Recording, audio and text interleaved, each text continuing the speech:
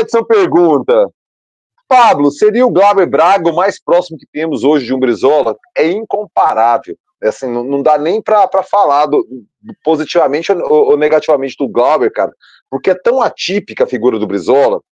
É uma figura tão século XX que não há comparação possível, cara, com o século XXI. É tipo você perguntar assim, quem que é o Keith Richards de hoje? Quem que é o John Lennon de hoje? Não existe. Ah, porque não tem talento? Não, tem talento, tem muita gente talentosa aí, cara. Agora, aquele contexto do século XX gera certas figuras que são incomparáveis com as figuras que são geradas no século XXI.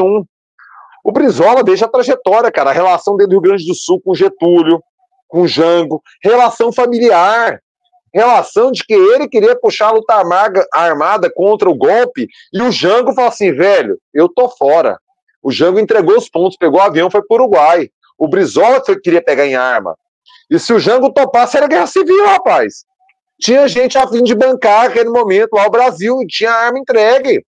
Os Estados Unidos iam apoiar os milicos. Só que não seria tão tranquilo quanto foi, porque na verdade o golpe é assim, galera, é golpe. Ah, é, beleza. Então é nóis. Os caras vazaram. E era uma realidade, né, Costa, nos anos 80? Não, isso ficou falando de 64, 64. Eu tô falando lá na frente, assim, se você comparar o Brizola, era um cenário tão diferente, porque o PT não era um partido hegemônico na esquerda, assim.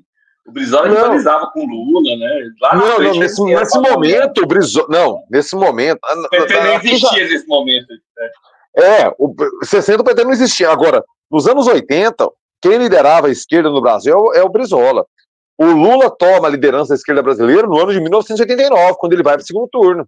É naquele momento em que acontece uma transferência de liderança da esquerda brasileira, que até então era trabalhista. Votava no PTB, quando tem o golpe militar, todos os políticos do PTB ou foram exilados ou mortos, a começar por 2 exilados aí que falamos, do Jango e do Brizola. O Marcelo Rubens Paiva era do PTB, o Rubens Paiva, pai lá, foi morto, torturado e morto. Então eles acabaram com a esquerda institucional brasileira. O PSD, que era o Centrão, que era o partido do JK, que vira o MDB, é a oposição consentida. Então, eles tiraram a esquerda, que seria, depois vira o PDT e depois vira o PT, fazendo uma simbologia, deixam o Centrão vira a esquerda. E o Centrão de hoje mesmo é a Arena, é o partido que apoiava os corruptos de direita. Foi esse o contexto. O Brizola vai para o exílio, ele vai para o Uruguai, ele fica, cara, uns 13, 15 anos no Uruguai, fora. O Brizola fica muito tempo no Uruguai, cara. Ele retorna com a anistia no final dos anos 70. E aí, ele quer o nome PTB, que era o partido Getúlio. O que acontece? Ele não consegue o nome PTB, quem consegue é a filha do Vargas. E aí, ele já tinha um racha, tanto que o PTB acabou na mão do Roberto Jefferson, o PTB, sabe? A filha do Vargas vai, pega a sigla PTB, e vira o partido número 4. Por que pensa? O PP, o Progressistas, é 11, o PDT é 12, o PT é 13, o PTB é 14 e o PMDB é 15. Você sabe por que esses números? Foram os partidos que foram se organizando pós-ditadura. O PP virou PTS, era partido 1, não era 11. Isso é só lá depois de 89 que coloca o segundo dígito. Aí o partido 2 foi o PDT, o Brizola que organizou o segundo partido. O PT foi o terceiro.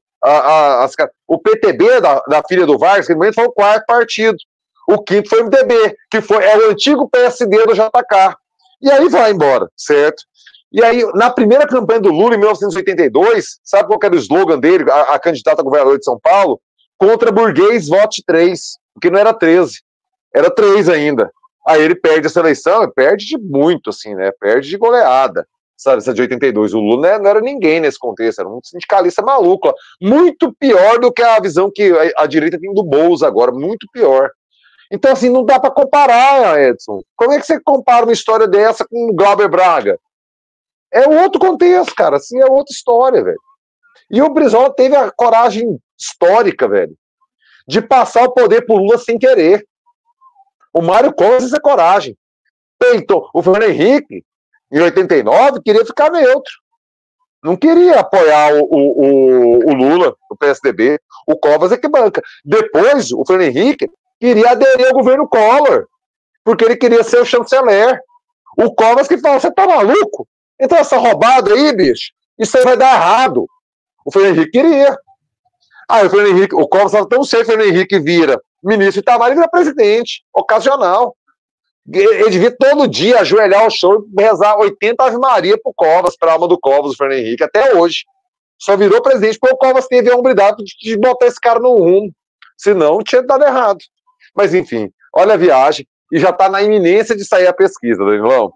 Com atuação em 6 estados, a Resitrate transforma efluentes em soluções sustentáveis. A Resitrate trabalha com efluentes gerados em lavadores de veículos, oficinas, indústrias, aterros sanitários, lavanderias, hotéis, condomínios e muito mais. A Resitrate transforma esgoto em soluções sustentáveis.